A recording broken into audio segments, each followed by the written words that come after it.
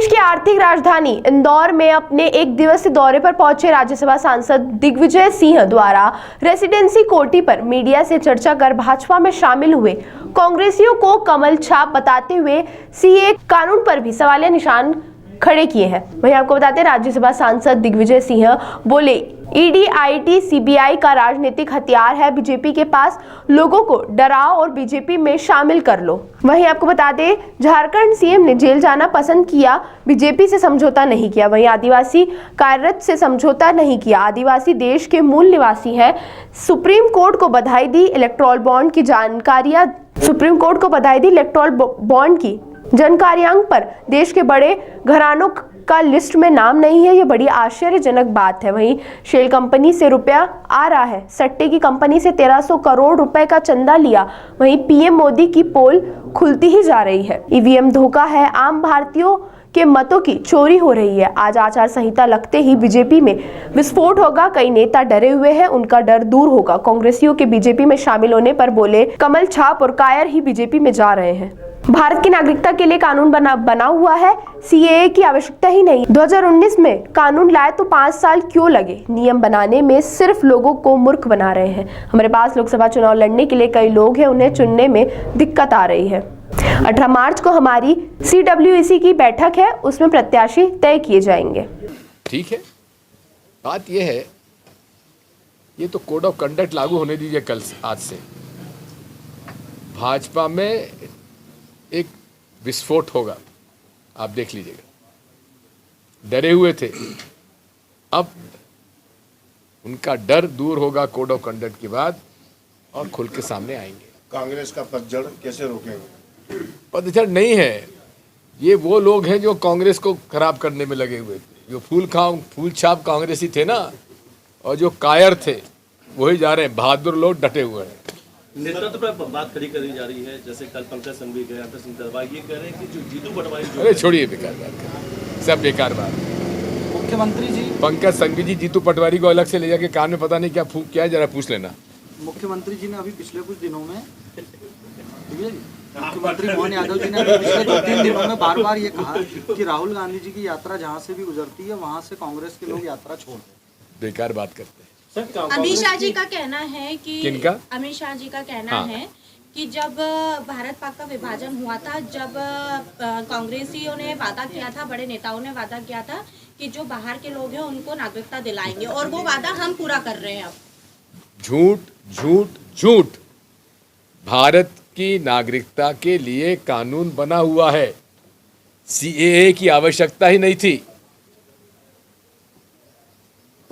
ये भारत की नागरिकता के अंतर्गत कोई भी व्यक्ति किसी धर्म का अगर वो भारत में आकर नागरिक बनना चाहता है, उसके नियम है, उसका कानून है, और कई लोगों को नागरिकता दी गई है। मैं तो एक बात और कहता हूँ, 2019 में ये कानून लाए, इनको 5 साल क्यों लगे नियम बनाने में? अरे नियम तो पहले से थे, वही इन्होंने अडॉप्ट कर लिए। यहाँ पर जो इंडियन सिटीजन एक्ट के नियम थे वो इन्होंने अडॉप्ट कर लिए। अब कौन सी नई बात आई है? ये केवल लोगों को मूर्ख बना रहे हैं। भाजपा का आरोप है कि कांग्रेस चुनाव लड़ने के लिए नेता नहीं इसलिए सूची में दे दी होगी। बात यह है, हमारे पास मुसीबत है कि इतने लोग तैयार हो रहे हैं कि हमको उनको चयन करने में दिक्कत आ रही है। आज सूची जारी होगी सर? 18 तारीख को हमारी सेंट्रल इलेक्शन कमेटी की मीटिंग। सीए का मामला, अमेरिका ने भी इस पर हस्तक्षेप दखल दिया है, उन्होंने कहा, विरोध भी जताया, और भारत सरकार ने अमेरिका को जवाब दिया कि वो पहले अपना मामला देखें। हमारे ये मुद्दा ही नहीं है। हाँ। ये मुद्दा ही नहीं है। नागरिकता का मुद्दा तो बेमतलब बनाया जा रहा है, क्योंकि नागरिकता का कानून तो पुराना है और उसके तहत जो अर्हताएं थी, जो नियम था, उसका पालन करो, नागरिकता मिल जाती थी।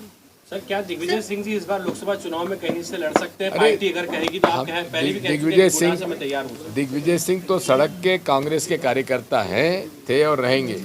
जो आदेश होगा पालन होगा। नवजोत सिंह सिद्धू ने कहा है कि मोदी जी के लहर में जो गधे भी हैं वो चुनाव जीत रहे हैं। कौन? नवजोत सिंह सिद्धू। क्या कहा उन्होंने?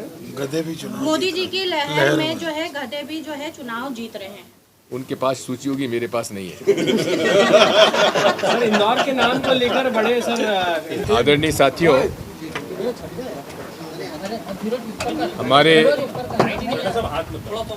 हमारी पार्टी के वरिष्ठ नेता श्री चंद्रबाबू शेखर जी, जो कि इंदौर के विकास में उनका विशेष योगदान रहा है हमेशा से, और छात्र जीवन से राजनीति शुरुआत करते हुए वे आपकी बिरादरी की पत्रकारिता भी उन्होंने की। आज उनके दाह संस्कार में मैं शामिल हुआ था। मेरे उनके पारिवारिक रिश्ते थे और वो एक व्यक्ति ऐसे थे जो इंदौर के रहते हुए भी और सत्ता में रहते हुए भी उन्होंने संपत्ति अर्जित नहीं की।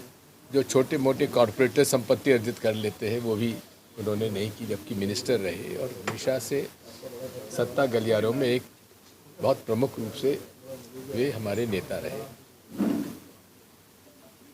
आज वो हमारे बीच में नहीं है, उनके प्रति मेरी विनम्र श्रद्धांजलि। साथियों, मोदी जी कहते थे ना खाऊंगा ना खाने दूंगा। ये भी उन्होंने कहा था कि मैंने सारी शेल कंपनीज बंद कर दी और ईडी आईटी के छापे काला धन के खिलाफ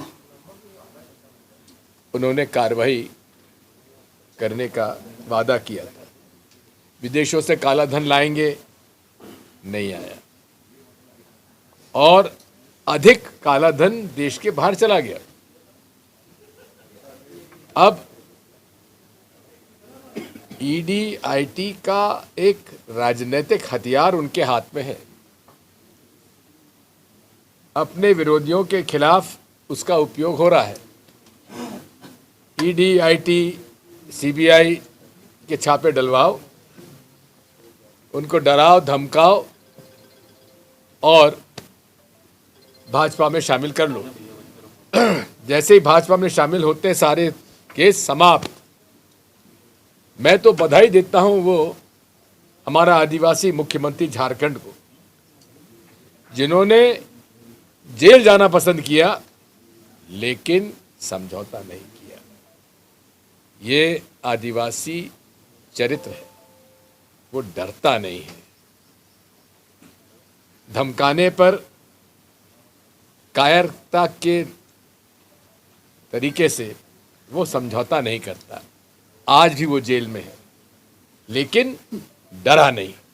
ये कैरेक्टर है इस देश के संस्कार और संस्कृति का, उन लोगों का जो इस देश के मूल निवासी हैं, आदिवासी।